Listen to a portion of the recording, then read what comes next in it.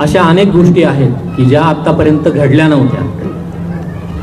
मराठवाड्यात 2023 पर्यंत कोणत्याही प्रकारचा ओबीसी दाखला दिला गेलेला नव्हता. दादांनी आंदोलन सुरू केलं.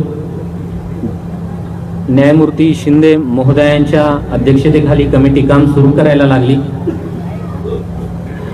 त्यात सरकारने लक्ष घातलं आणि जवळपास आज आपल्याला 40,000च्या वरती त्याच्या नोंदी सापडल्या.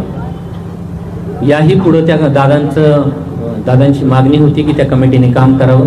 ती कमिटी काम करीत आहे आणि त्या नोंदी इथून पुढेही शोधण्याचं काम सर्व स्तरावर आपण करत आहोत. त्यामुळं दादांच्या तब्येतीची काळजी घेऊन आपण इथं सगळेजण जमलेलो आहोत आणि आम्हालाही दादांच्या तब्येतीची काळजी असल्यामुळं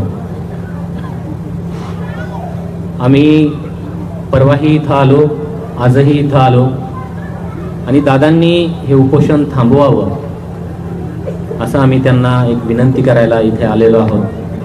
इथे विभागीय उपविभागीय अधिकारी साहेब आहेत, DYSP साहेब आहेत, तेही इथं आलेले आहेत. दादांनी काळजी घ्यावी त्यांच्या तब्येतीची, ही दादांना आमची प्रमुख एक विनंती आहे.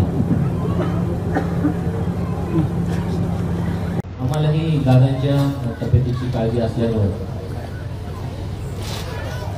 आम्ही परवाही इथं आलो, आजही इथं आलो आणि दादांनी हे उपोषण थांबवावं असं आम्ही त्यांना विनंती करायला इथे आलेलो आहोत. इथे विभागीय उपविभागीय अधिकारी साहेब आहेत, DYSP साहेब आहेत, तेही इथं आलेले आहेत. दादांनी काळजी घ्यावी त्यांच्या तब्येतीची, ही दादांना आमची प्रमुख एक विनंती आहे.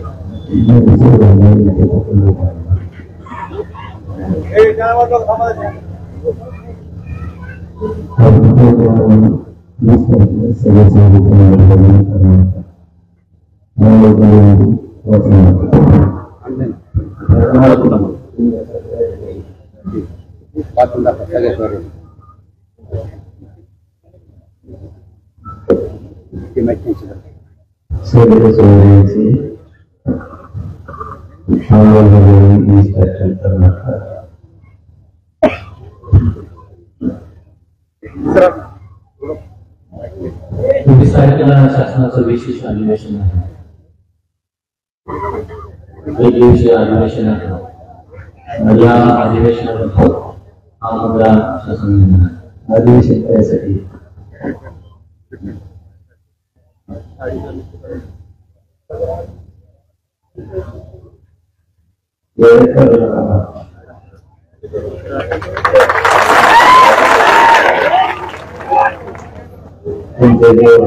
काम केल्याने सगळ्यांना लक्ष आहे.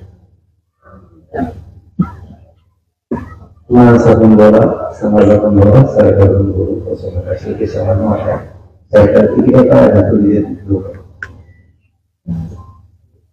सगळ्याच वेळेची अंमलबजावणी या अधिवेशनात 20 तारखेला होणार का असं नियम आणलेला.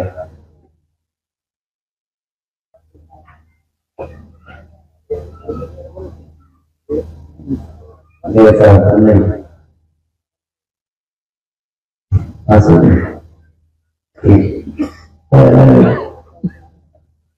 दुसरं केसेस हैदराबादचे गॅजेट समितीने घेतलं जातं. आले कशाला तुम्ही